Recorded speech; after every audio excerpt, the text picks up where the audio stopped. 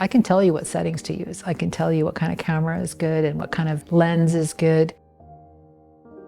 We can see aurora storms coming about 48 hours in advance, so the predictability is quite accurate.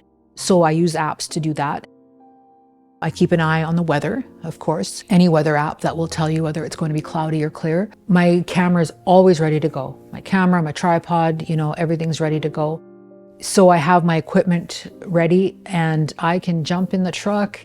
The other great thing about Yellowknife is that you can be out where there's no light pollution in 5 or 10 minutes.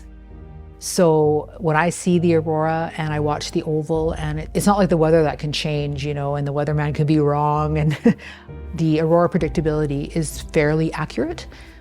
So I can, with a good amount of confidence, get out and shoot aurora and be fairly confident that I'll be out on any given night within a couple of days. My best tip, and I keep telling this because people will ask me, what settings do you use? Aurora, you absolutely need a wide-angle lens with a low f-stop, and you need a tripod. Extra things like warm clothing, a good headlamp, those types of things are all good to have. But the best advice I can give is practice, practice, practice. Get out there, take lots of photos, get back in, do your post-editing, play around with it, go back out, find out what you did wrong, what you did right. Practice. Get out and do it.